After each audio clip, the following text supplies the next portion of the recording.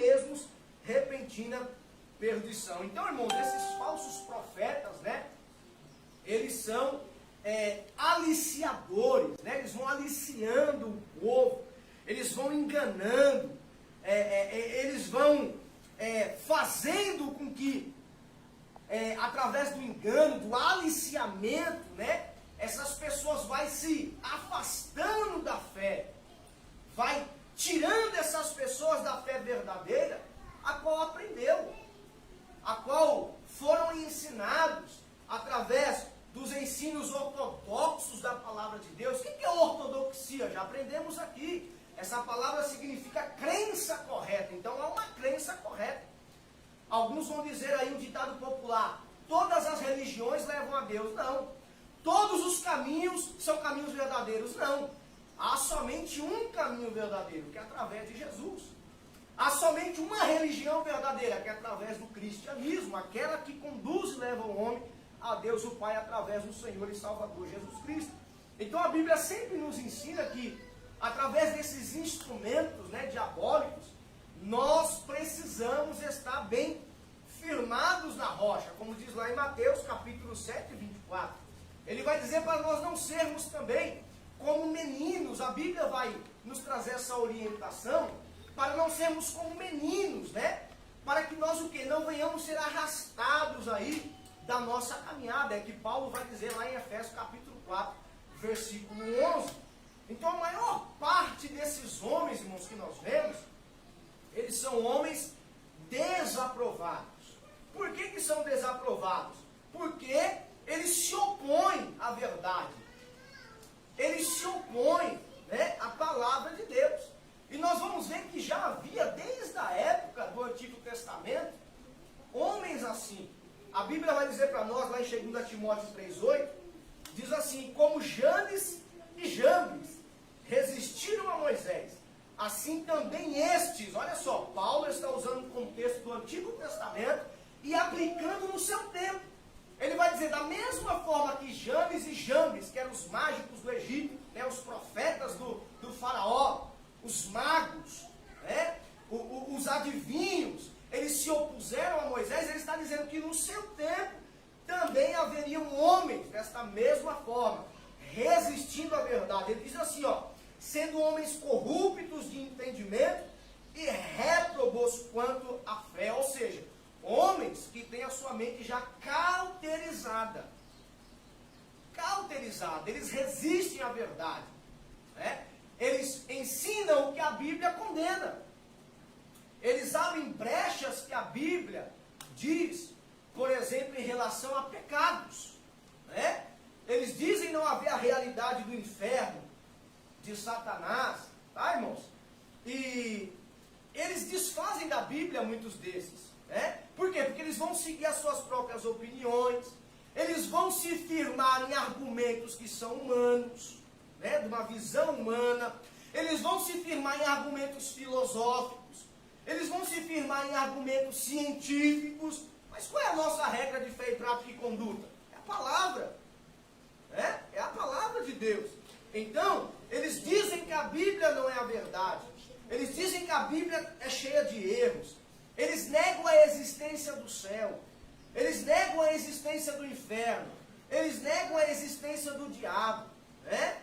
Eles vão afirmando que cada pessoa deve viver sua vida conforme o que quer, conforme como pensa. Mas nós devemos, como cristãos, estar em alerta contra esses opositores. Tá, irmãos? Devemos estar em alertas, tá bom? Nós, o salvo, né? Aquele que deseja seguir sua caminhada de modo firme, ele precisa cada vez mais, como diz a Bíblia, chegar-se a Deus. A chegar-se a Deus com fé, a chegar-se a Deus com oração, a chegar-se a Deus com a meditação na palavra. Pois caso falte a fé, nós vamos ver que a fé é o firme fundamento. Então, sem fé, irmãos, o cristão ele se torna fraco, apático, sem vida, sem esperança, né? Fica desanimado, É por isso que a Bíblia nos recomenda nós já chegarmos a Ele com toda a confiança. É por isso que a Bíblia diz para nós não baixarmos a guarda, mas para nós estarmos o quê? Vigilante. Por quê? Porque esse arqui-inimigo, ele é um adversário astuto. Ele é um adversário que ele trabalha constantemente para destruir a nossa fé. Tá? Em 1 Pedro 5,8 vai dizer assim, ó, sede sóbrios, vigiai, porque o diabo, vosso adversário, anda em derredor como um leão, bramando, buscando a quem possa tragar. Então aqui, irmãos, esse termo no grego é como uma fera, maquinando de toda forma aqui, arquitetando de toda forma aqui, para poder destruir a sua presa, pegar a sua presa ali, tá bom? Vamos para a nossa leitura bíblica em classe. Nós vamos ver que nesta lição nós temos dois textos aqui, dois textos básicos. O primeiro é em Romanos, capítulo 6, do versículo 11 ao 14, e depois primeira epístola de João, capítulo 2, versículos 15 ao 17. Numa leitura responsiva da palavra do Senhor, em Romanos capítulo 6, a partir do versículo 11, vai dizer assim: assim também vós considerai-vos como mortos para o pecado, mas vivos para Deus, em Cristo Jesus, nosso Senhor. Não retenha, portanto, o pecado dos vossos corpos mortal, para que obedeçam suas consciências. Nem tampouco apresenteis os vossos membros ao pecado, por instrumentos de iniquidade, mas apresentai-vos a Deus, como vivos dentre mortos, e os vossos membros a Deus, como instrumentos de justiça. Porque o pecado não tira domínio sobre vós, pois não estáis debaixo da lei, mas debaixo da graça. 1 João, capítulo 2, partido 15, diz: não ameis o mundo, nem o que no mundo há. Se alguém ama o mundo, o amor do Pai não está nele. Porque todo o que há no mundo, há a concupiscência da carne, e a concupiscência dos olhos, e a soberba da vida, não é o Pai, mas do mundo. E o mundo passa, e a sua concupiscência, mas aquele que faz a vontade de Deus permanece para sempre. Amém. Amém. Meus irmãos, nossa palavra-chave hoje é inimigos.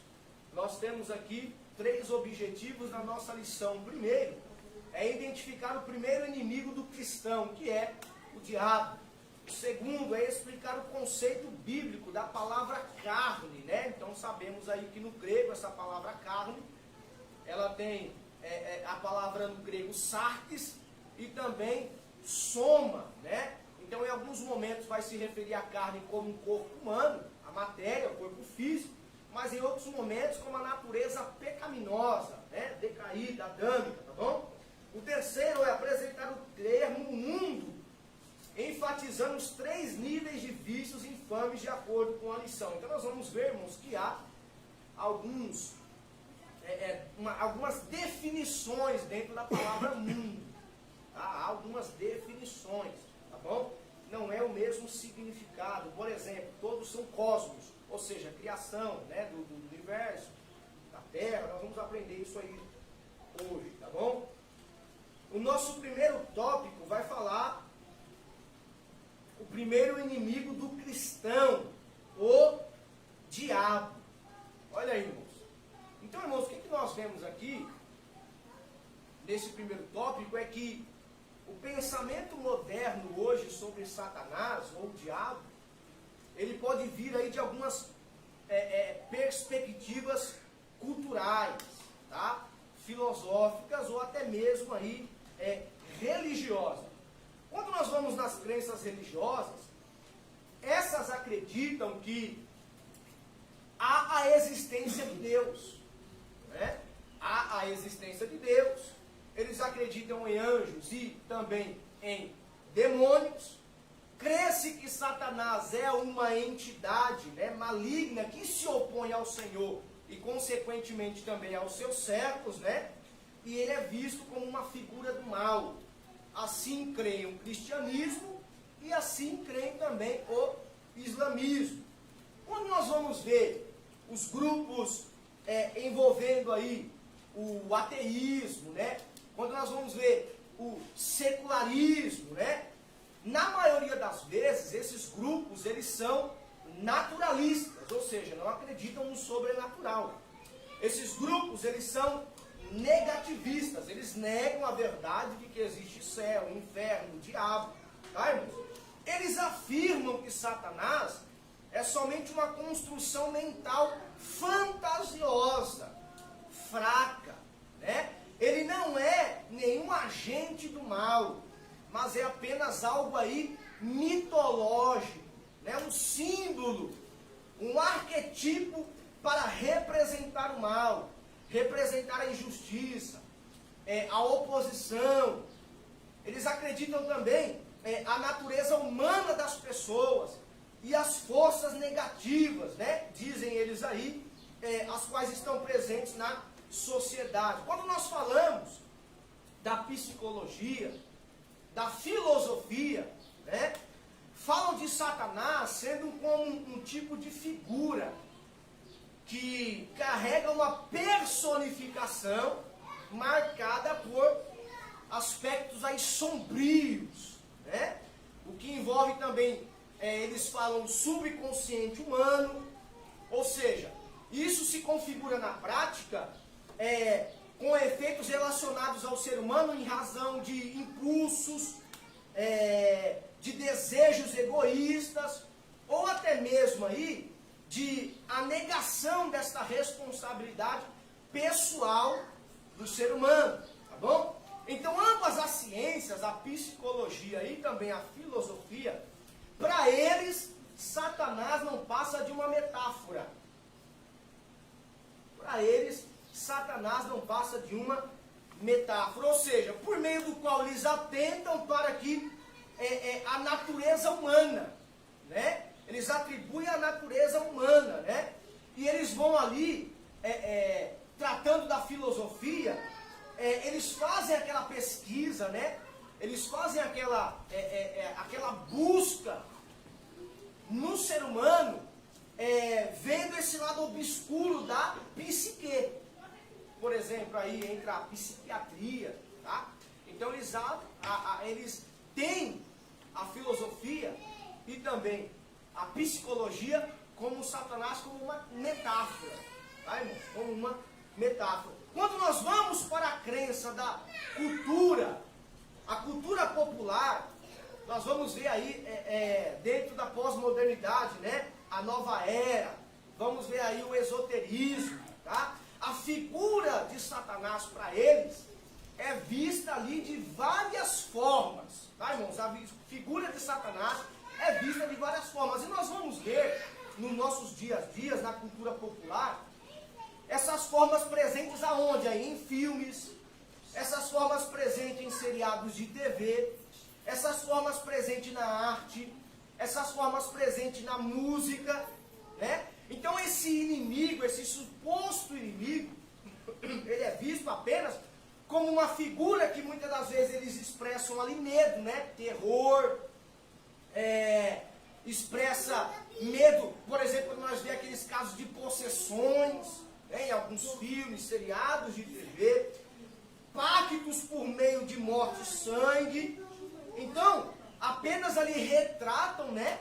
Ou representam o mal. Isso é o que nós vemos na cultura popular, tá? Então, dentro da pós-modernidade, a nova era, o esoterismo, a figura de Satanás é mais sincrética, né? Meio incrédula. Ou seja, ela figura esse tipo de entidade equilibrada, isso é, não é boa e também não é má. Pintam aquela imagem, né, de Satanás com o rabo, com o tridente na mão. Tá, irmão? Isso é o que eles pintam aí, e isso veio da Idade Média. Tá? Isso vem da Idade Média, no período da Idade Média, no período em que, para se falar do orgulho de Satanás, eles tentavam trazer alguns adjetivos para Satanás por causa do seu orgulho, e eles foram colocando essas figuras, né, essas imagens aí de Satanás, tá, irmãos? Também vemos aí os teólogos liberais, que nós vemos em nossos dias, e são homens que muitas das vezes se apresentam como estudiosos de teologia, estudiosos da Bíblia Sagrada, né? E que eles acreditam que parte do texto sagrado, não sendo inspiração, não sendo inspirados por Deus, eles acreditam que nem toda a Bíblia tem inspiração divina. Parte dela tem, ou seja, então eles falam que a Bíblia não é a palavra de Deus, mas ela contém a palavra de Deus. Eles falam isso, tá, irmão? Então eles também afirmam que Satanás nada mais é do que uma metáfora para o mal. Ou seja, uma representação de oposição entre o bem e o mal. Jamais um ser ou uma entidade real, ou seja, apenas uma personificação do mal.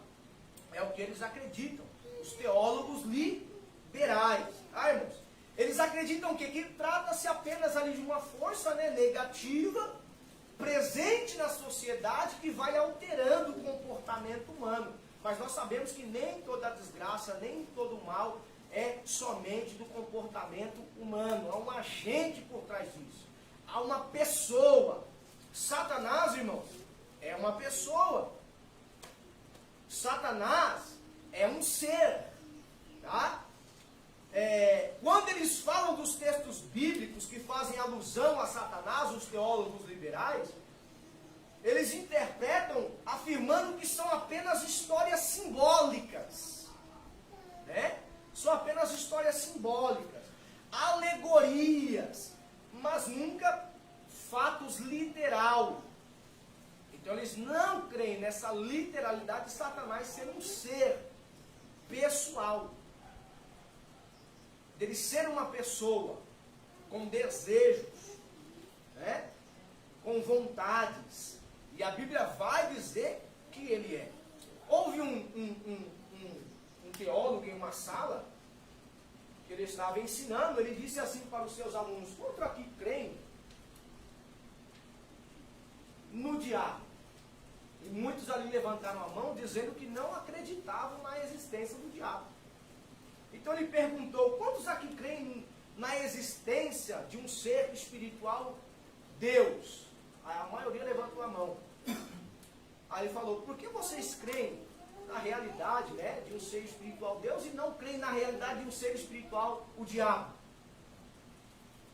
Então, irmãos, a Bíblia nos dá margem, vários textos bíblicos e passagens bíblicas de que Satanás é um ser pessoal, que Satanás, ele é real, né? Satanás, ele é real, ele está por trás da maioria das desgraças humanas, né?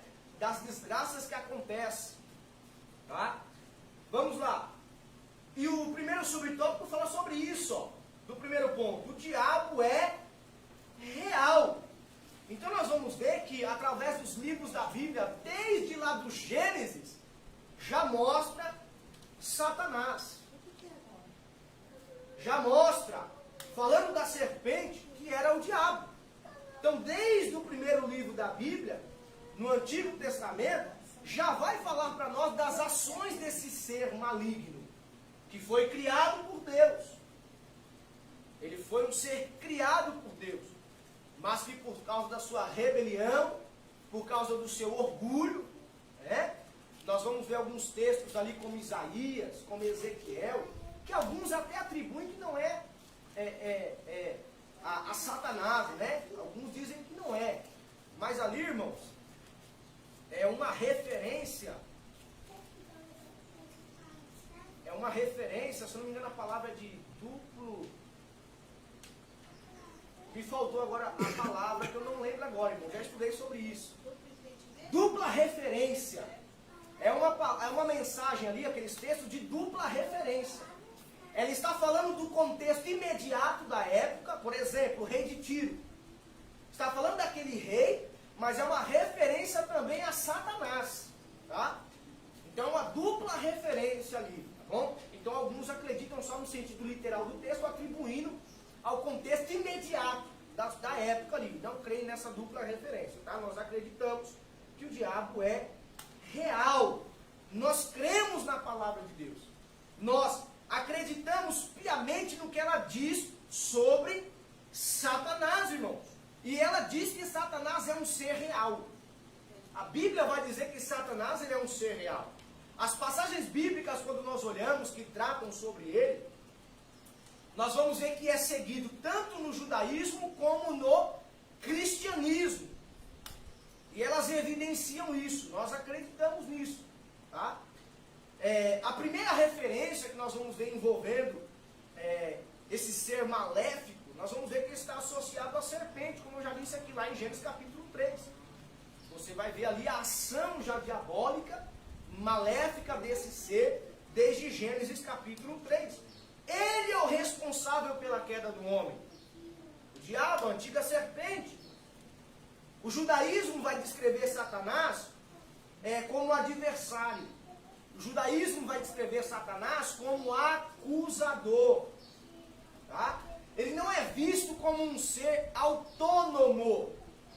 Ele não é visto, irmãos, como um ser autônomo. Mas ele é considerado um ser celestial, tendo o papel de acusador perante Deus. Tanto é que nós vamos ver lá no livro de Jó, essa referência sobre esse papel dele sendo acusador. Ele é um acusador, Satanás. Não existe no judaísmo essa ideia de dualismo, né? Sobre Satanás vendo alguém que se opõe a Deus. Porque às vezes nós falamos que Satanás é inimigo de Deus, e nós entendemos como se Deus medisse força com Satanás. Não, irmão, Deus é soberano. Deus é poderoso. Tanto é que no livro de Apocalipse, quando Satanás vai ser aprisionado, a profecia bíblica diz que ali vai um anjo para aprisionar Satanás. Ou seja, Deus não precisou nem levantar do trono. Então o diabo não mede forças com Deus. Tá? E o judaísmo, eles não entendem essa ideia dualística, né? De que Satanás se opõe ali a Deus, mas eles entendem que Satanás é tratado ali como um servo, agindo por meio da permissão de Deus. É o que o judaísmo entende quando fala-se de Satanás. Por quê? Porque não há poder nele algum para agir de maneira independente. Não tem, irmão. Satanás não tem. Ou seja, porque se fosse assim, ele contrariaria a vontade de Deus. A vontade de Deus é soberana.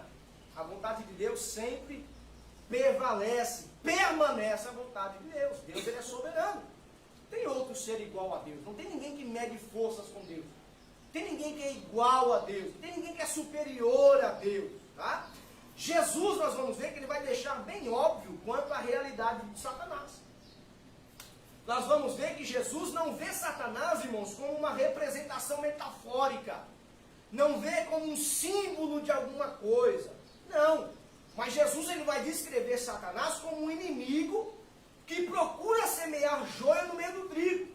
Está lá em Mateus 13:39, Jesus falando sobre isso. Né? O diabo procurando ali semear joio no meio do trigo. Falando da ação de Satanás. Desse ser real. Tá?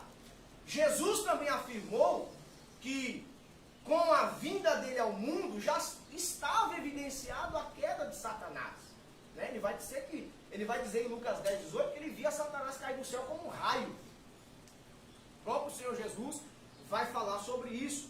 Paulo também vai descrever Satanás. E ele vai descrever Satanás lá em 2 Coríntios 4:4 como o Deus desse século.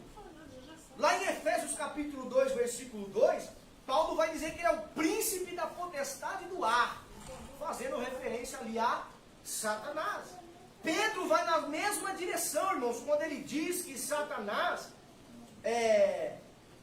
ele declara ali que Satanás age como um leão.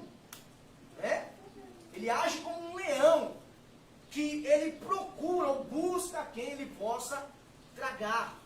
Falando ali, usando uma metáfora de um leão, de alguém que é um caçador atrás de uma caça, procurando a quem possa tragar. Então nós vamos ver que Pedro também faz referência a Satanás, assim como Jesus e assim como Paulo. Então a Bíblia Sagrada, ela descreve Satanás como um ser.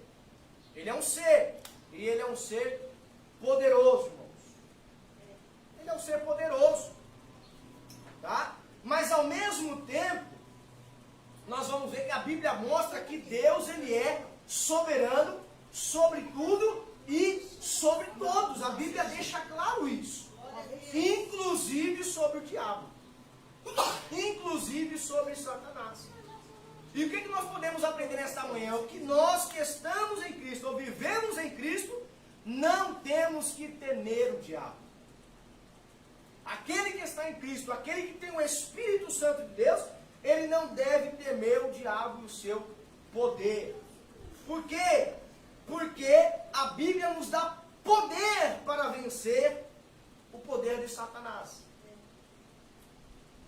Sem o poder de Deus não somos nada, irmãos. O homem por si só, pelo seu braço, pela sua força, é incapaz. Mas através do poder do Espírito Santo, através do poder de Deus, nós podemos vencer. E a Bíblia diz mais, a Bíblia diz que nós podemos resistir a Satanás. Olha só. Nós podemos resistir a Satanás, aos intentos dele, e permanecer firmes na fé, arraigados em nosso Senhor Jesus Cristo. Vamos lá. Segundo o subtópico diz, agora a descrição de Satanás, olha lá. Então nós vamos ver que Satanás aqui no segundo subtópico, ele é descrito como um ser espiritual, irmãos. Ele é descrito alguém que tem personalidade. A personalidade é o que faz uma pessoa, vontade, emoção, intelecto. Ele tem tudo isso. Então nós vamos ver que ele age com malignidade. A Bíblia vai dizer que ele é astuto. A Bíblia vai dizer que o diabo, o Satanás, ele é sagaz.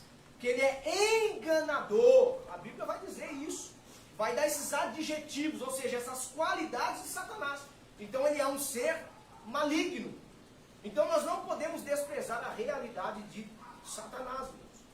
E um dos piores títulos que é atribuído a ele, que o próprio Jesus disse, que está lá em João 8,44, dizendo que ele é o pai da mentira. Nós vamos ver que a Bíblia também vai dizer que ele é soberbo, que ele é rebelde. Por quê? Porque ele se rebeliou contra Deus, querendo se igualar a Deus. É o que nós já comentamos aqui nos livros de Isaías, no livro de Ezequiel. Né? Foi por causa desse pecado que ele caiu e foi expulso do céu. Então esse inimigo, Satanás, ele é o contrário ao bem. Tudo que é bom, perfeito, justo e verdadeiro, Satanás se opõe. Ele se opõe, irmão. Tá bom? O seu grande trabalho é fazer o quê? É estragar a obra perfeita de Cristo em nossas vidas. O intento de Satanás é esse. É ele atrapalhar as nossas vidas, o nosso crescimento espiritual em Jesus. É ele estragar a boa obra que o Senhor Deus começou nas nossas vidas. É por isso que a Bíblia diz sempre para estarmos vigilantes. A Bíblia diz vigiar e orar. Jesus diz, jardim do Getsêmani, que a carne é fraca, mas o Espírito está pronto. Então é necessário nós vigiarmos. Por quê? Porque a Bíblia vai dizer que ele é o nosso grande adversário. A Bíblia vai dizer para nós que ele busca tirar o cristão do caminho. E qual é o caminho? O Senhor Jesus Cristo. Ele busca tirar o cristão da verdade. Qual é a verdade? Jesus Cristo, lá em João 14,6. Disse-lhe Jesus, eu sou o caminho e a verdade e a vida. E ninguém vem ao Pai, se não for por mim. Então ele tenta atrapalhar essa obra que Deus começou nas nossas vidas.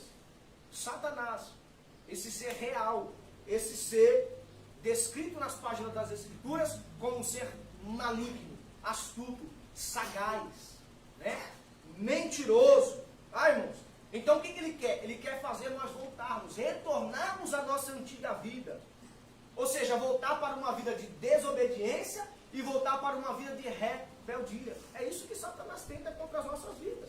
Quando nós vamos lá para a passagem de Apocalipse, capítulo 12, 10, vamos ver ali que João, inspirado por Deus, ele vai dizer que Satanás é inimigo, acusador dos irmãos.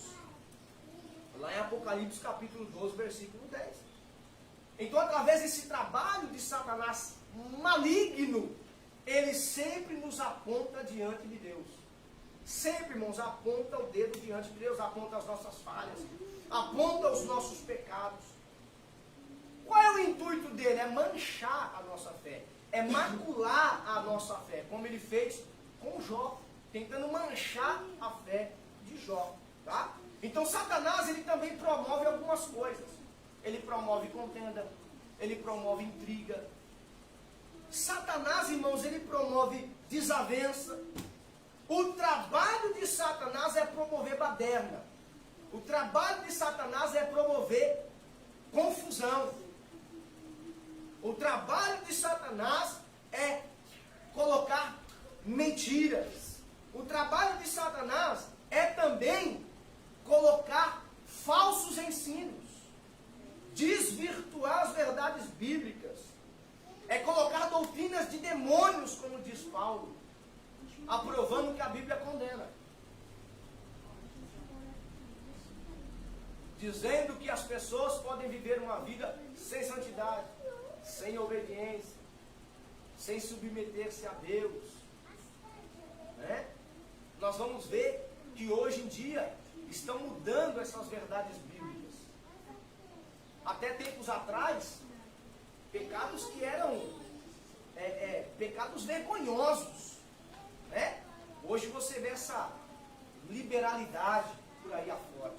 Irmãos, o simples divórcio, vamos se dizer assim, numa época atrás, era considerado uma vergonha tão grande, irmãos. Hoje em dia, é normal.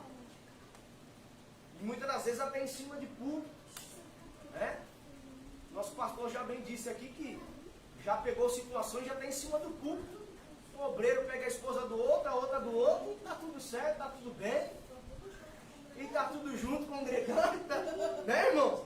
Então você vai ver, irmãos, que Satanás, ele vai se impor a Deus, se opor através de falsos ensinos, doutrinas de demônio, aprovando que a Bíblia condena, né? Abrindo brechas na vida das pessoas. E essas pessoas, por ser conduzidas por esses cegos, também vão para o mesmo destino, vão para o abismo, né? Se não se arrependerem, se não se voltarem para o Senhor. Então a Bíblia vai dizer o quê? Que realmente esse inimigo é real. Satanás, ele é real, irmãos, ele é real. Ele se rebelou contra Deus lá no princípio, e a Bíblia vai dizer que agora ele busca destruir o ser humano. Agora ele vem contra a criação. Mas também nós encontramos resposta para as obras do diabo. Por quê? Porque Jesus vai dizer que ele veio para destruir ou desfazer as obras do diabo. Vamos lá, terceiro subtópico. Falando sobre a identidade do inimigo, né? Então, ainda que as escrituras, quando nós vemos aí que falam sobre Satanás como um ser que tem o poder para praticar o mal, nós vamos ver que, por outro lado, irmãos, a Bíblia também revela um Deus que é soberano, que está acima de tudo, que está acima de todos aí, tá bom? É o que Deus revela na sua palavra. Então, quando Jesus Cristo veio, ele já derrotou Satanás, né? Jesus Cristo derrotou Satanás. É por meio dessa vitória de Cristo Jesus também, que o cristão também tem poder contra Satanás e também contra as hostes malignas. A Bíblia fala isso para nós. Lá em Efésios capítulo 6, a partir do versículo 12, vai falar isso para nós, né? Quando nós vamos lá em Tiago capítulo 4, versículo 7 ao 10, apresenta ali para nós exigências que colocarão o cristão em condição do quê? De resistir ao diabo. O texto diz assim, ó: chegai-vos a Deus, purificai as mãos, limpai os corações, afligidos, convertam-se o vosso riso em pranto. Então, nessas condições, irmãos, que a Bíblia nos dá, o cristão ele pode vencer esse inimigo, que é Satanás. Ou seja, por meio de uma vida santa. O cristão, por meio de uma vida santa, ele pode vencer também Satanás. E o segredo para nós vencermos Satanás, o diabo, é nós confiarmos na graça que vem de Deus. Ou seja, nos sujeitando a Ele, nos submetendo a Deus. obedecendo a Deus. É obedecendo ao Senhor, irmão. Aí nós vamos caminhando em humildade com o Senhor, confiando no poder do Senhor, e nós podemos resistir aí a qualquer poder do mal, né? Qualquer poder de Satanás, nós podemos resistir. Por quê? Debaixo dessa postura, por baixo dessa condição, nós vamos encontrar fortalecimento. Para o quê? Para resistir frente a esse nosso grande, né, e real adversário, que é Satanás. Ele é um ser real. Vamos lá, segundo tópico. Falando sobre o segundo inimigo do cristão. Agora nós vamos falar aí sobre a carne, né? Então nós vamos ver que tem um conceito bíblico aí de carne, quando nós vamos lá em Gálatas, capítulo 5, versículos 16 e 17, nós vamos ver que por meio de Paulo nós vamos compreender a expressão carne ali, sendo como o inimigo interno do crente. Ah, irmãos, é um inimigo de dentro de nós, interno.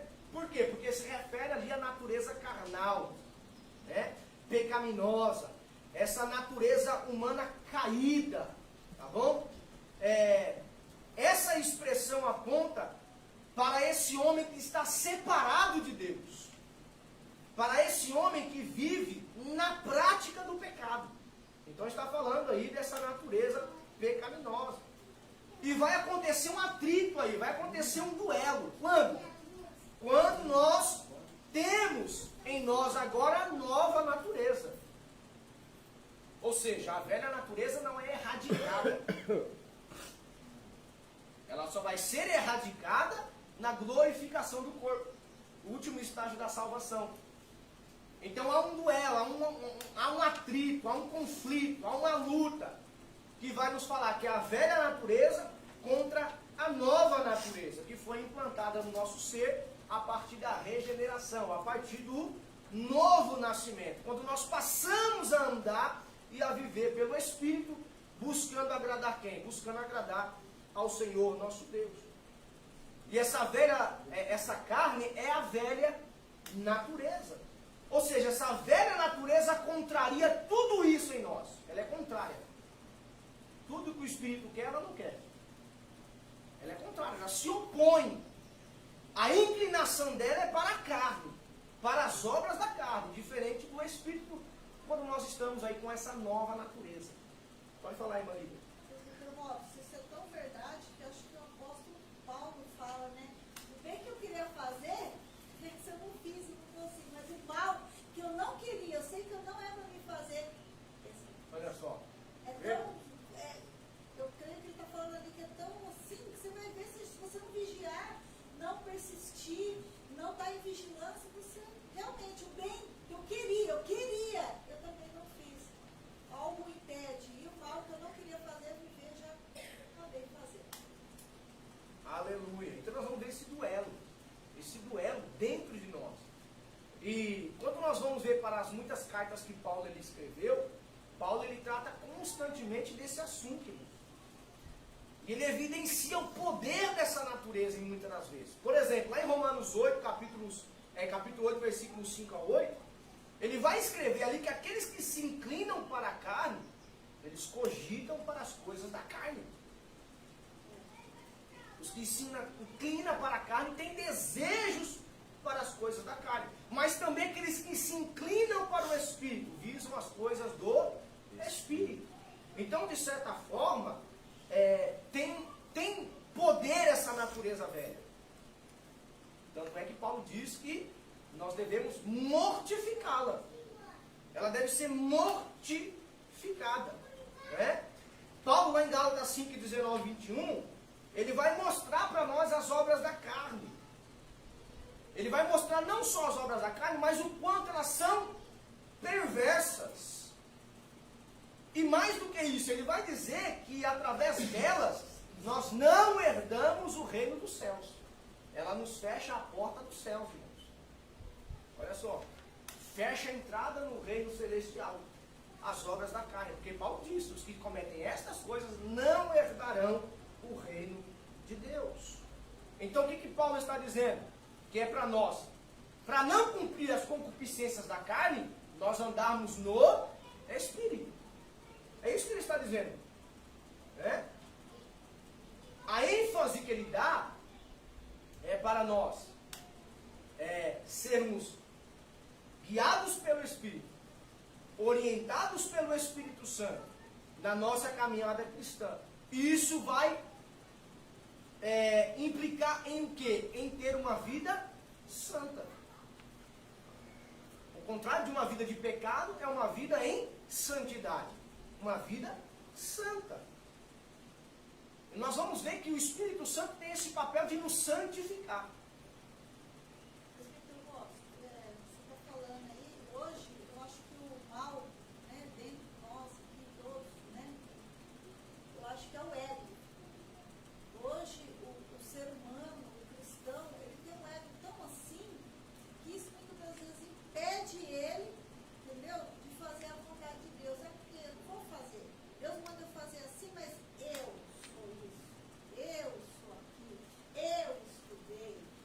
Sabe o eu assim? Esse é um perigo, né? Isso é um perigo. Isso daí também é uma introdução de ser um ensino de Satanás, que nós Sim. não é nada. Eu falo que quando a gente vai para a Escritura, a gente vê que nós não somos nada.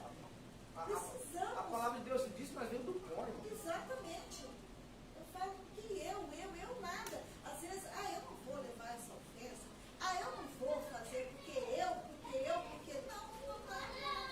Se for a misericórdia de Deus, comigo, Satanás deveria acabar de exterminar e ceifar a gente. Nós somos muito fracos, limitados. Isso né? também está no... Então as pessoas, irmãos, nós não temos nada, irmãos. Tudo é de Deus e tudo vem de Deus. Né? E esse é o perigo, o ego, o orgulho, o espírito de grandeza. Isso vem do diabo, irmão. Exatamente. O diabo que influencia isso, tá bom? Vamos lá. O segundo inimigo do cristão. Falando aí sobre a carne, né? Olha lá, o conceito bíblico de carne. Então ele vai conceituar aqui para nós. Ó. Há 4 definições para a palavra carne na Bíblia. Primeiro, o tecido muscular do corpo humano e dos animais. O corpo humano por inteiro, né? O ser humano segundo a sua fragilidade e mortalidade. A natureza humana... Ele fala que o tecido muscular do corpo humano e dos animais. Segundo, o corpo humano inteiro. Terceiro, o ser humano segundo a sua fragilidade e mortalidade. E quarto, a natureza humana pecaminosa.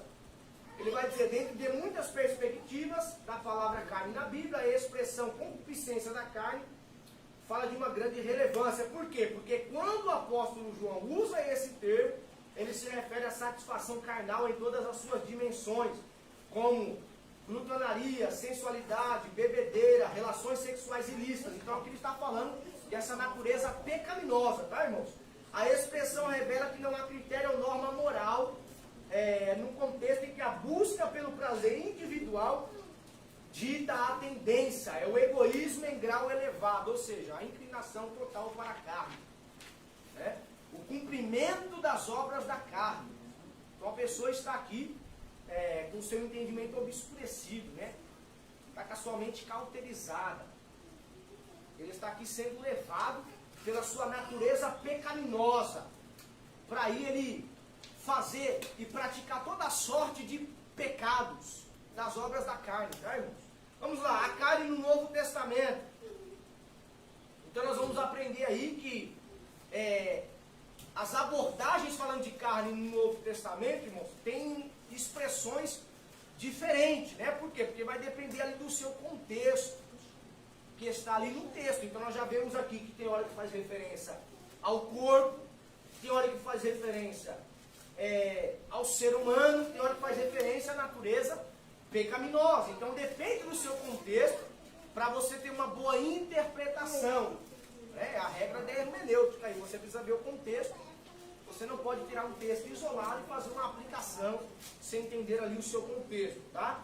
Então, quando nós vamos ver essa natureza pecaminosa, ser humano caído, vai revelar essa situação do homem, que foi o que aconteceu lá em Gênesis capítulo 3, falando dessa natureza pecaminosa, essa natureza adâmica, decaída, que nós geramos, né, que nós herdamos aí de Adão através do pecado de rebelião e desobediência, tá? A partir daquele momento aí, irmãos, então de Gênesis capítulo 3, nós vamos ver que o homem, ele passa a se inclinar pecaminosamente. Então ele tem uma inclinação para o pecado, através dessa natureza pecaminosa, decaída do homem. Então ele tem agora uma inclinação para a carne. Tem uma inclinação pecaminosa. Ou seja, então o que acontece a partir disso? O homem se torna incapaz de salvar-se a si mesmo. O homem não tem poder para se salvar. O homem não tem méritos em si. Por quê? Porque a Bíblia vai dizer que não habita mal algum no homem. Está lá em Romanos capítulo 7, versículo 18. Quando nós falamos aqui também de carne no Novo Testamento, nós entendemos que ali se fala de carne, é compreendido também na encarnação de Jesus. Nós vamos ver falando desta encarnação do Verbo de Cristo, que é conhecido como a natureza encarnada do nosso Senhor e Salvador Jesus Cristo. Então o termo carne no Novo Testamento também se refere ao Cristo, que veio a esse mundo. Jesus, ele vai se humanizar. Os textos bíblicos são claros, principalmente em 1 João capítulo 1, vai falar sobre isso. O Verbo era Deus, o Verbo estava com Deus, e o Verbo se fez carne, habitou entre nós, ou seja, entre os homens. Vimos a sua glória, como a glória do unigênito do Pai, cheio de graça e cheio de verdade. Então nós vamos ver que Jesus, ele se humanizou. Para o quê? Para ele se identificar com a humanidade, passar por todas as experiências de luta, de dor, de toda essa experiência mortal, vamos falar assim, mas sem pecado. Jesus teve todas essas experiências que nós temos, irmão, mas sem pecado. Por quê? Porque ele não nasceu do homem e da mulher. Ele não herdou a natureza pecaminosa, adâmica. Não, ele foi gerado através do Espírito Santo. Mas a Bíblia vai dizer que ele era totalmente homem e totalmente Deus. Tudo que ele poderia experimentar na carne como ser humano, Jesus experimentou, Jesus sofreu. Vamos ver isso no livro de Lucas. No Evangelho segundo escreveu Lucas, nós vamos ver muito sobre isso, porque lá fala do homem perfeito. Nós vamos ver Jesus ali sentindo fome, Jesus com sono, Jesus cansado. As passagens vão mostrar para nós que ele participou, ele passou por essas experiências aqui, nossa, de lutas e também de dores. Ele experimentou, ele se identificou com o ser humano. Tá, irmãos? Então nós vamos ver sobre essa ótica aí, falando a palavra sobre carne. Outro que ele põe aqui para nós é identificando, no Novo Testamento, falando sobre o homem, descrevendo o homem mortal, falando da fragilidade humana, do corpo humano, falando do ser humano. Tá? Ele vai falar também sobre isso no sentido de carne no Novo Testamento, tá bom? Quando nós falamos então desse sentido de homem, de carne, é o que nós já estamos comentando aqui. Não tem como, o homem se gloriar de alguma coisa. Não há do que o homem se orgulhar. Por quê? Porque o homem é frágil, irmão. Por mais que o nosso corpo é complexo, é um corpo complexo, mas ele é frágil, ele é debilitado. Nosso corpo é fraco. Então não tem como um homem se orgulhar. Não tem como. Pode ver que até uma gripe aí, ó. Olha a Covid-19 que passou. Aqueles que tinham mais dinheiro nada podiam fazer. Morreram e foram sepultados. E não podiam fazer nada. Então você vê a fragilidade do ser humano. Você vê que ele é fraco, ele é débil. Pois a própria Escritura Sagrada vai dizer que nós fomos criados do pó. O que significa? Que nós é tão frágil, irmã Lília, que nós podemos morrer a qualquer momento. Porque o fósforo assim, assoprou, acabou. E a gente é assim também, Outro termo que a Bíblia usa de carne aqui então no Novo Testamento, irmãos, para nós entendermos, é quando ele fala então desta realidade da oposição do Espírito, como nós já tratamos no subtópico anterior, falando dessa natureza pecaminosa, mas quem já tem um viver transformado, nós aprendemos através da palavra de Deus, que pelo poder de Cristo Jesus, ele anda no Espírito, e a Bíblia diz que nós seremos vencedores. Vamos lá. Terceiro subtópico aí, falando agora da perspectiva doutrinária da palavra carne. Olha aí. Então ele vai falar que há diversas conotações para essa palavra carne, irmãos.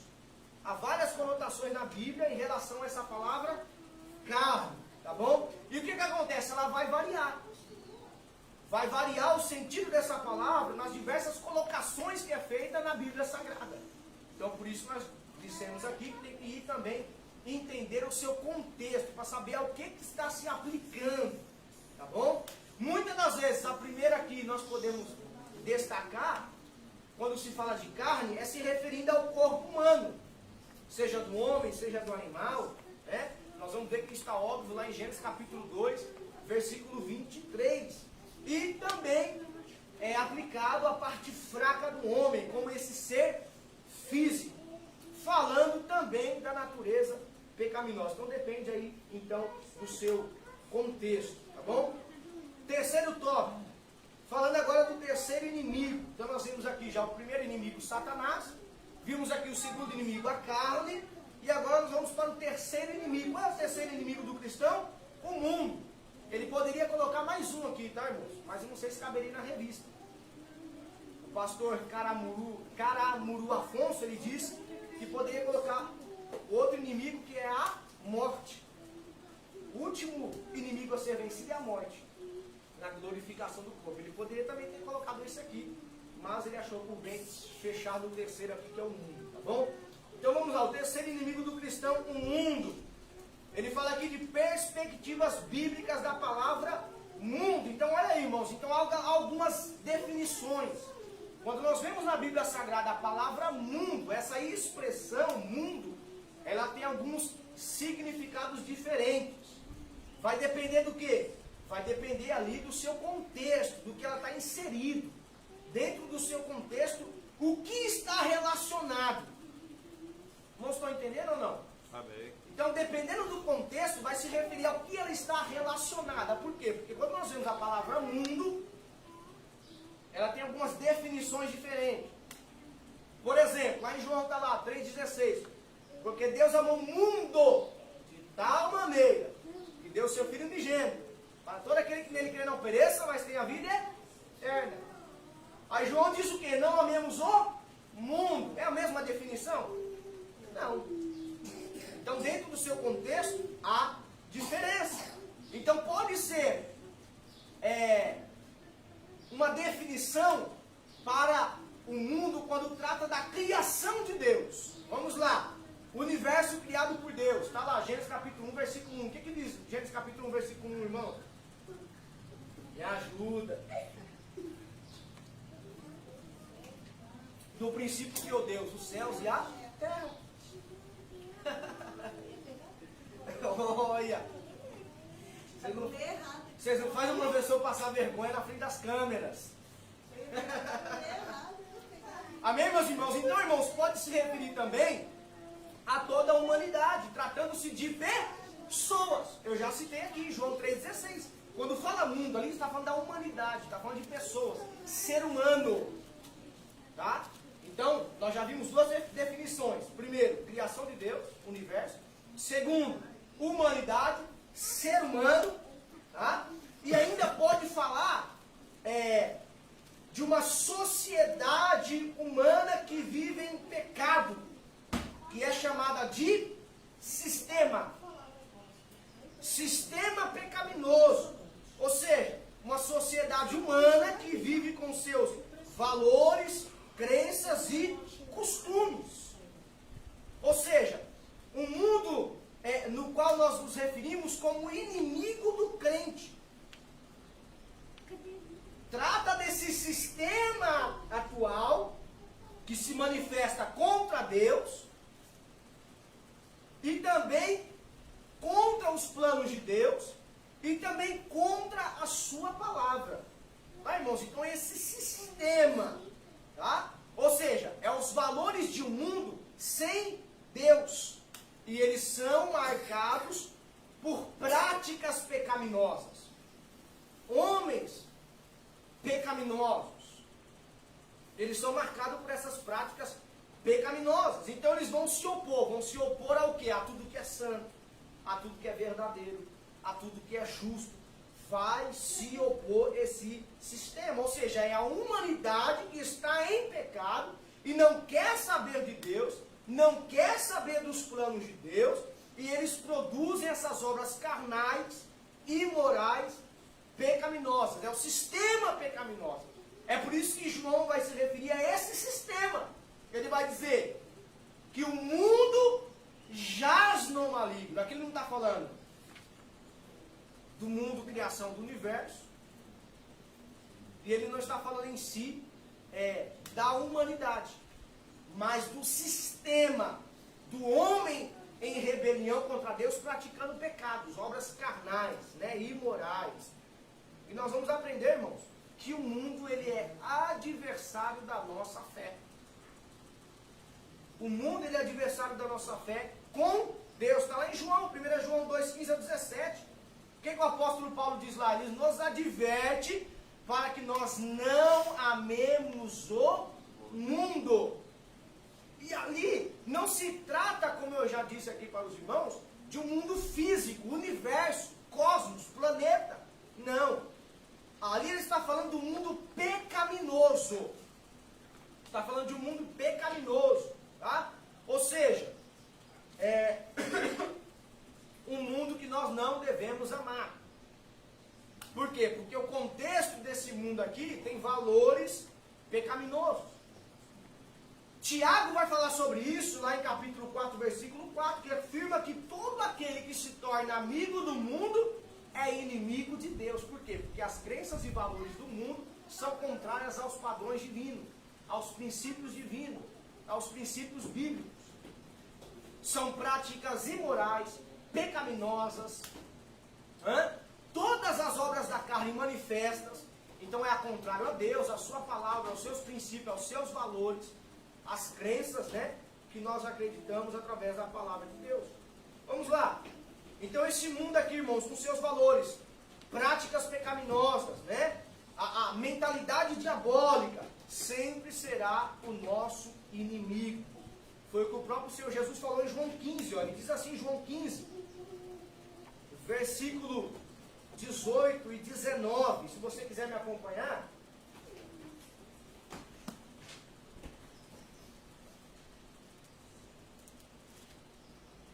Ele diz assim, se o mundo vos odeia, sabei que primeiro do que a vós me odiou a mim. Se vós fosseis do mundo, o mundo amaria o que era seu.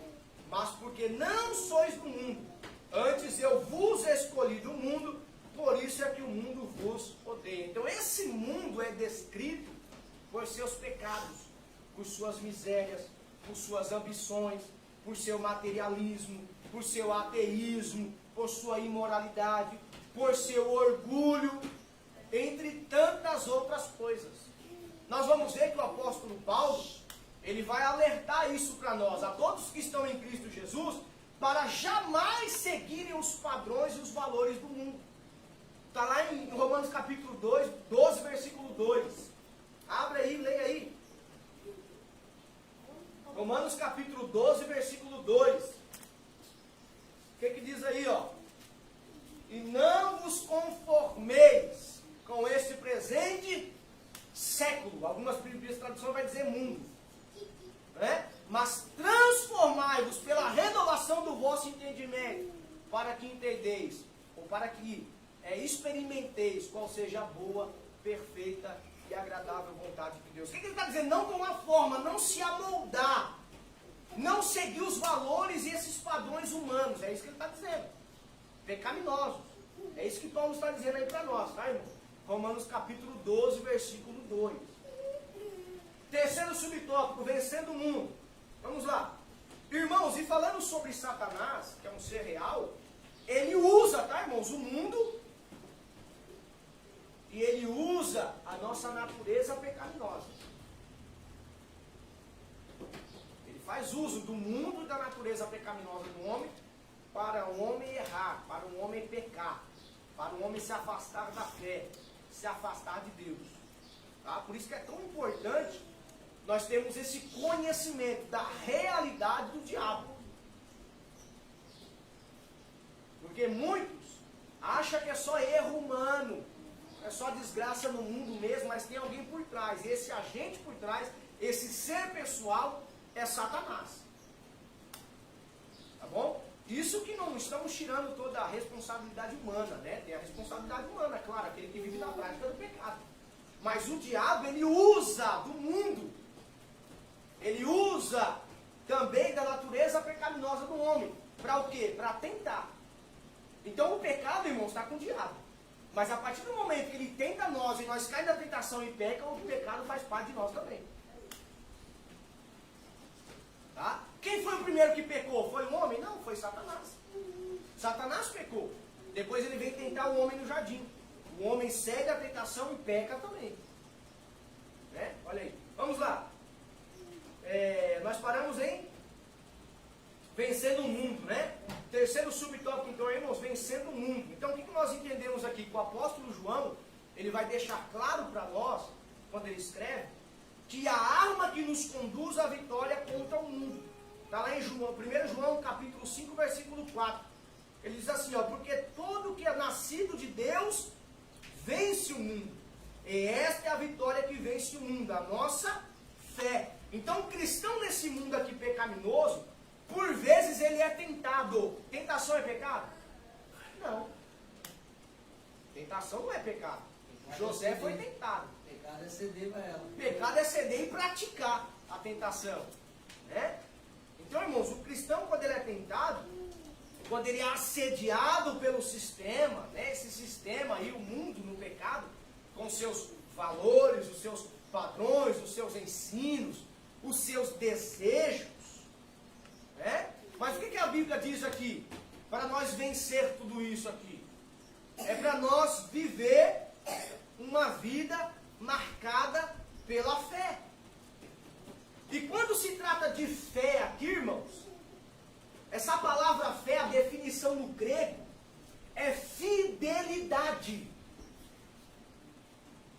Essa fé é fidelidade. Ou seja, envolve uma convicção das verdades divinas. Envolve uma convicção das verdades divinas. Então o crente, ele precisa ter, como Paulo vai dizer em Romanos capítulo 12, versículo 2, essa mente transformada. Precisa ter. E ali no grego a palavra é metanoia. Transformação de mente. Entendimento. Ele precisa ter. Por quê? Porque se não for por isso, o cristão vai se acomodar, né? Ele vai se ajustar aos padrões do mundo. Aí está o perigo.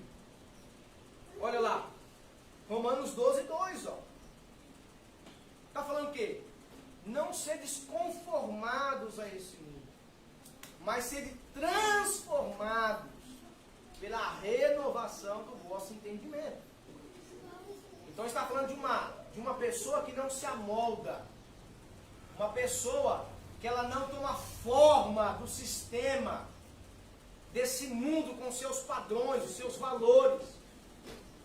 Que são o quê? Pecaminosos. Inclinados para a carne. Toda sorte de prática pecaminosa, contrário à Bíblia, contrário a Deus, contrário aos princípios, contrário aos padrões e normas da Bíblia, é praticado nesse sistema pecaminoso. É por isso que Paulo está dizendo, não se amolde, não tome a forma. Então, irmãos, para o crente, o que é importante para nós aqui? Não achar que as coisas são normais. Porque, infelizmente, a nossa mente, se nós não tomarmos cuidado, de tanto você ver alguma coisa, de tanto você ouvir, se você não tomar cuidado, aquilo vai se tornando como normal. De tanto você ver, você se acostuma. E a Bíblia está falando, não se acostuma. De tanto você ver aquelas práticas, né, pecaminosas, hediondas, imorais, você meio que vai se acostumando e vai se tornando como normal. É isso, irmãos, que essas ideologias querem hoje. Que essas práticas pecaminosas, elas sejam normais. Então eles vão querer mudar as leis, querer impor nas pessoas, né? E para que isso seja uma prática normal. Então você vai ver isso entrando nas mídias, na televisão, nos seriados, nos filmes. Então isso não pode ser como normal, irmãos. Não pode ser. Não pode ser normal. Pode falar, irmã Lídia. O sistema, né, de Satanás no mundo nos oprimiu tanto, impôs tantas coisas que nós sem perceber. Hoje, se você for ver, o governo decide tudo por nós. Sim. Decide onde nossos filhos vão estudar. Antigamente a gente colocava os filhos onde a gente gostava da escola. Hoje tem que ser próximo da sua casa. Vai mudando, sabe assim? Então hoje para você fazer alguma coisa, você já não tem mais. Eu faço A liberdade, aquilo, eles vão a restringindo, liberdade, tomando que eu queria controle. fazer, aquilo que meu pai me ensinou, Sim. aquilo que foi passando, né, de geração por geração, como certo, como um caráter, como um modo de vida. Hoje tudo você precisa do sistema para resolver para você. E a mente hoje dos jovens foram moldados para isso. Eu posso sentar, não preciso nem pensar mais. Por isso que nós não temos costume de ler, meditar, porque eu não penso mais, eu deixo na mão do sistema, do Sim. governo. Ele que pensa para mim o que eu vou beber, o que eu vou comer, se eu posso comer essa carne, se eu não posso, eles introduzem em propagandas, em seriados, em desenho. Essa moda não é, não é uma moda tradicional que eles falam, não é uma moda normal, mas eu vou introduzir no desenho, tudo é o sistema que pensa e manda na gente. Isso, irmãos, nós Tá vamos ver. flutuando. Isso nós vamos ver que essas pessoas, né, de mentes diabólicas, elas foram se infiltrando Isso, já está. em algumas partes aí que são essenciais, por exemplo, na educação, né? Por exemplo, num cargo de autoridade de poder. Mas isso, irmãos, também tem uma negligência da nossa parte. Exatamente. Por quê? Porque há um tempo atrás, os próprios cristãos, vamos falar de nós, Isso, não tem como. eles não entendiam que nós temos uma cidadania celestial, mas nós também temos uma terrena. Nós não temos uma bolha. Aqui nós temos deveres, sim ou não? Mas nós também temos, ou tínhamos, direitos. Esses direitos estão sendo privados e retirados porque nós abrimos mão. O que nós falávamos? Não, crente não precisa estar no cargo de autoridade. Crente não precisa governar. Crente não precisa votar. Irmão, quantas vezes eu ouvi isso? Quantas vezes eu ouvi isso? Política é do diabo. Eu ouvia isso, eu nem ia. Olha aí, política é do diabo. Né? E Charles Spurgeon tem uma frase muito forte sobre isso aí. Falando que política é do diabo, né? Aí ele vai dizer, é por isso que lá só tem o ímpio. Nas igrejas tem os falsos profetas. Eu não lembro agora certinho o ditado dele lá, mas é no sentido assim, né? Então o que acontece? Nós abrimos mão, irmão. Nós abdicamos dos nossos direitos. E a partir do momento que você abdica dos seus direitos, você é governado por outros que você não quer. Se você não colocou alguém que você se identifica, que está próximo dos seus costumes, dos seus padrões, vamos colocar outro lá, com padrões diversificados, diferentes. Né? Então, cabe também a nós a nossa responsabilidade. Pela simplicidade dos nossos antecessores ou antepassados. Essa é uma simplicidade. Né? Podemos dizer aí uma palavra mais... não só simplicidade, mas uma palavra, um termo fugiu da cabeça. Hã? Ignorância. Não ignorância, de não ser estudado. Ignorância mesmo, daquela sabedoria. falta de entendimento, né? Desse conhecimento, aquela simplicidade. Mas tem uma outra palavra que eu não lembro, irmão. Agora fugiu da cabeça. Falta de malícia, né? Mas que as pessoas se abdicou desses direitos. Né? Elas deixaram de praticar isso, que é bom. Nós vamos ver grandes estadistas na Bíblia Sagrada. Daniel foi um. A Bíblia vai dizer isso: quando o justo governa, o povo se alegra. Robson, Pode falar, irmão, pastor. eu vejo o seguinte, que o ser humano, principalmente o brasileiro, deixa, às vezes escolhe, prefere deixar de usufruir dos seus direitos para não ser cobrada dos seus deveres. Olha aí. Isso acontece em todos os segmentos. Todos os segmentos. E hoje em dia nós estamos vendo isso principalmente na igreja. Sim. Que é exatamente o que o senhor está falando. O crente, ele muitas vezes ele deixa de usufruir dos seus direitos só para não ser cobrado dos seus deveres. Só para não ter a obrigação de cumprir os seus deveres. E o dever, ele é obrigação, não precisa ser cobrado. O dever já é obrigação. O próprio sentido da palavra já leva para isso. Se eu tenho dever de obedecer a Deus, então eu tenho obrigação de obedecer a Deus. Se eu tenho o dever de andar conforme a palavra de Deus, então eu tenho obrigação de andar conforme o que Deus... Para você ver, irmãos, como o sistema, né? O mundo pecaminoso tem influenciado até mesmo cristãos. Estão se amoldando a esse sistema aí. Por exemplo, hoje nós temos que falar que o crente tem que ser honesto. Que ele tem que votar em alguém que está mais próximo da Bíblia. Pode não ser crente, mas que esteja mais próximo dos princípios da Bíblia. É por isso que mas isso é um dever. Você não precisa falar que o crente tem que ser honesto. Você não precisa falar que o crente tem que votar em alguém que esteja mais próximo da Bíblia. É por isso que a maioria das denominações hoje, 90% das denominações, estão lutando para colocar um candidato, representante aí, lá no Congresso. Por quê? Porque agora a igreja está sentindo, Sim. a deficiência de não ter alguém que corra pelos interesses da igreja. Sim. Que é o interesse comum de toda a humanidade. Tá? E o interesse da igreja é um interesse comum para toda a humanidade, porque a igreja ela é um agente de Deus para promover o bem para a humanidade. Sim. E agora a igreja sente essa deficiência, porque é assim, ó, irmão, é assim, nós estamos ao vivo aqui, isso vai para o ar, vai ficar na internet, então eu vou falar isso aqui. Qualquer coisa que você vai fazer, qualquer evento que você for fazer, é a coisa mais fácil do mundo de você conseguir uma liberação através de um ofício. Mas quando se trata de um evento religioso, evangélico, protestante, aí você encontra uma barreira gigantesca. Aí a maioria dos políticos que pode fazer isso para você, eles se tornam isentões. Eles não querem autorizar, eles inventam mil e umas desculpas para não liberar. Você faz um ofício para liberação de fechamento de uma quadra, de uma rua, para você fazer um evento social que seja. Você não consegue. É difícil você conseguir. Uma liberação de uma praça, por exemplo, para você fazer ali um evento cristão com ação social. Ainda assim é difícil você conseguir essa liberação. Então as igrejas agora, a grosso modo, geral, né? estão sentindo essa falta, essa deficiência de alguém ali no Congresso, alguém ali na Câmara Municipal, para poder fazer isso. Porque isso não é um interesse da igreja. Isso é um interesse de ordem pública.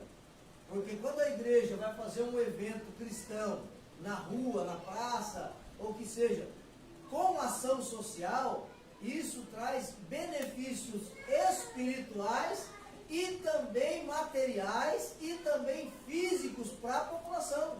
E muitas vezes com trabalhos sociais. Aí. Exatamente, é isso que eu estou dizendo. É um trabalho evangelístico com ação social. O que é um trabalho evangelístico com ação social? Você vai ter ali enfermeiros medindo a pressão, orientando as pessoas que são hipertensas, pessoas que têm algum problema de saúde. Você vai ter ali um advogado trazendo uma orientação prévia para uma pessoa que tem uma causa na justiça e muitas vezes não tem o conhecimento para poder pleitear sobre isso. Entendeu? Você vai ter ali pessoas ali cortando o cabelo gratuitamente. Sim. Então isso está beneficiando a população. Você está entendendo? Pastores, obreiros ali, dando um aconselhamento matrimonial, aconselhamento familiar. Então isso é uma ação social de benefício. De benefício para a população. E isso, irmão, nós estamos sentindo hoje, porque lá atrás nós falávamos que era carne do diabo. Lá atrás nós somos isentos. Nós somos isentões. Só que aí que está, pastor? Tira a responsabilidade? Não. Por quê? Porque cai no pecado de omissão. Não tira. Porque se lá atrás a gente tivesse preocupado com isso... Né? Tem alguns que falam hoje, está tão corrupta a coisa que eu não vou votar mais. Esse é um omisso. Ele está praticando o pecado de omissão. Deixando de exercer o dever de cidadão. Sim. E ainda mais um cristão, irmãos, que tem que lutar por uma fé que uma vez nos foi dada. Pelos princípios e valores da palavra de Deus. Tanto é que tem uma lei agora aí promulgada pelo presidente atual que tirou o evangelismo nas prisões. Não sei se os irmãos viram aí agora. Foi promulgada e a bancada evangélica no Congresso se levantou para ver se consegue tirar essa lei. Sabe o que significa isso? Que não pode ter mais trabalho evangelístico de igrejas nos presídios. Não pode mais ir lá pregar o evangelho. Irmãos, o cristianismo, irmãos, é o maior fator social da humanidade que tira essas pessoas do trabalho que nem o governo faz, o cristianismo faz. Quer ressocializar essas pessoas na sociedade. Nem eles conseguem fazer isso, né? Mas o cristianismo alcança através de vidas transformadas pela palavra de Deus. Então imagina o caos que isso vai ser. Robson, e essa é a única maneira de uma pessoa sair de uma facção. Tá? Ela só pode sair de uma facção. Se ela dizer que é crente e se viver ela como um se cristão. tornar cristão. É, irmão, por quê? Porque até eles respeitam isso. Olha só, irmão. É a única Pra maneira. você ver. É Né? a única maneira. Então, hoje, irmãos, infelizmente, cargos de proeminência, né? Cargos de ensinos, olha as escolas da faculdade, irmãos, estão pessoas repletas de ateus. Né?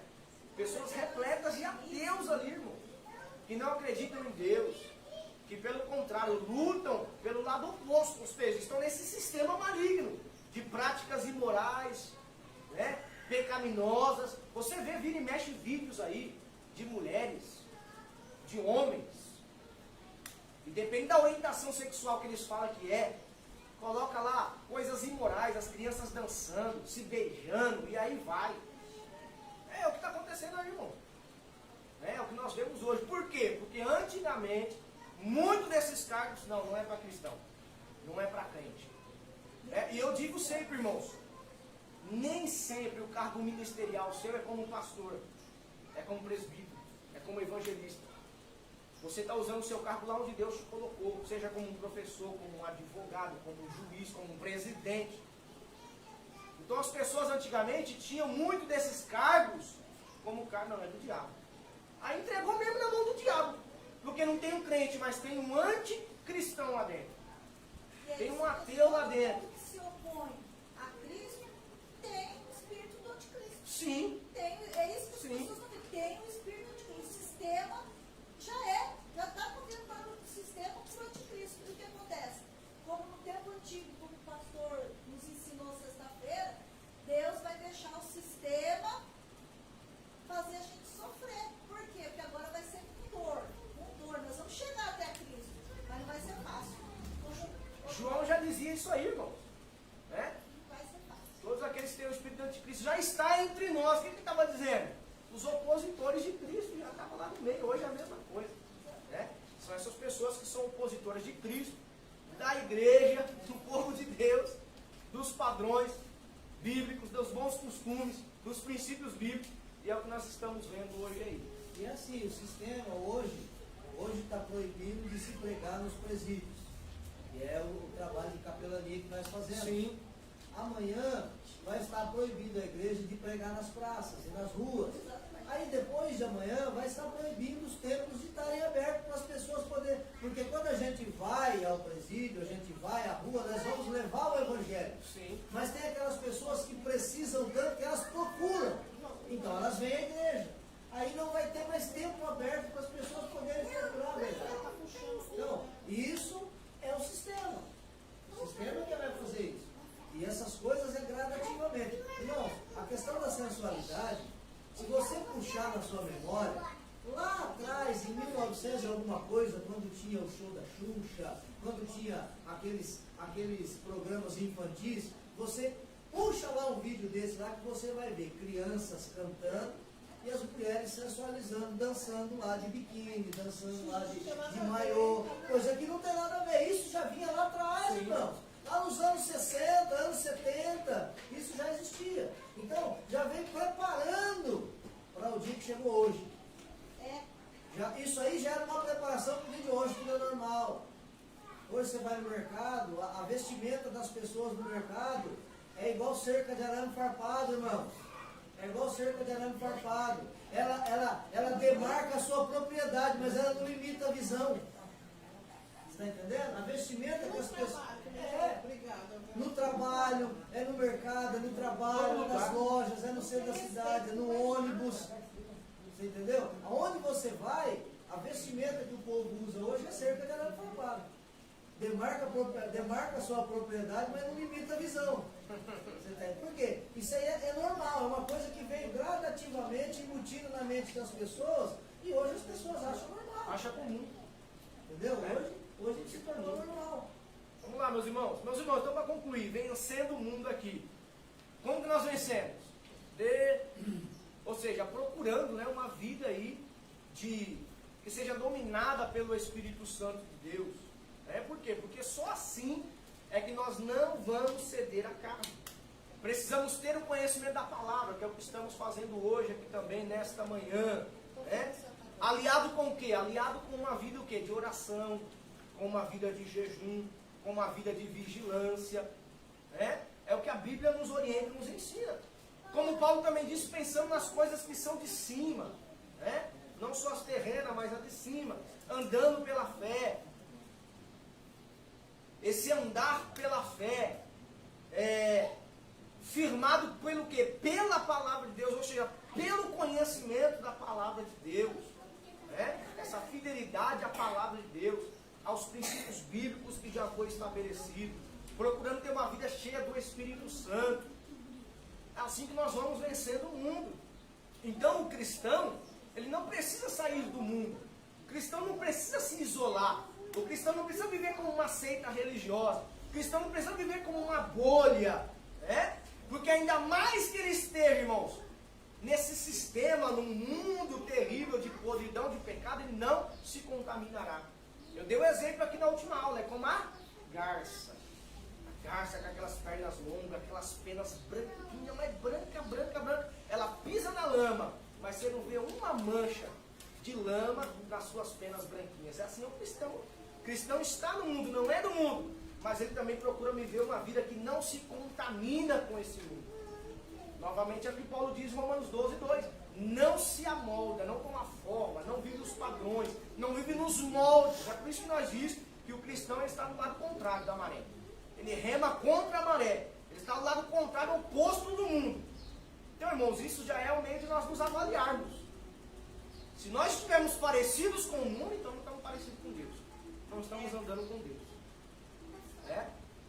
Se a pessoa está tão parecida com o mundo, não tem mudança, essa pessoa, fatalmente, ela não está andando com Deus. Então é bom lembrar que o Senhor nos fez essa separação. Ele disse que nós somos como sal. Nós estamos na terra, estamos como sal, ou seja, a igreja de Cristo. Ela deve dar sabor. E ele vai dizer mais que ela deve brilhar como um farol, ou seja, indicando ali para os pecadores, como uma luz, um farol, qual é o caminho a seguir.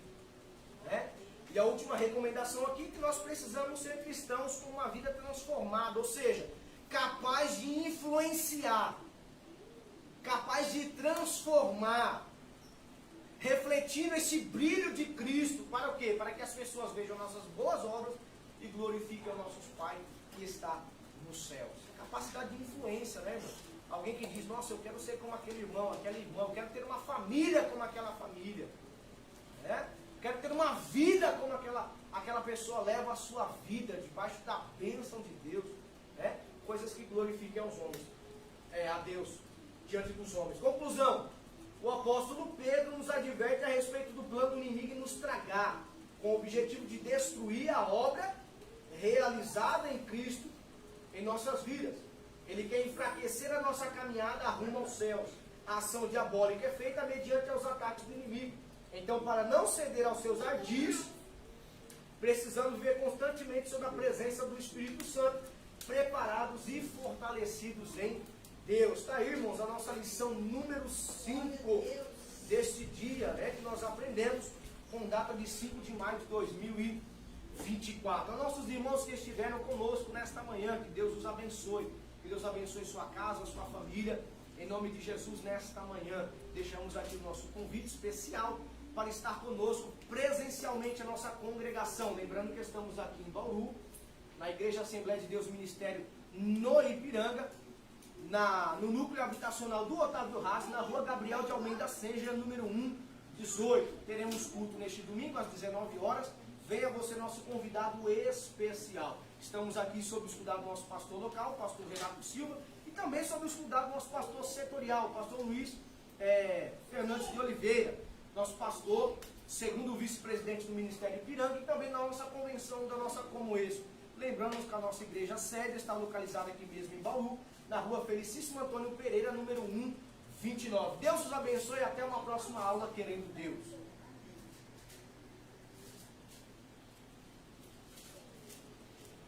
Amém, meus irmãos?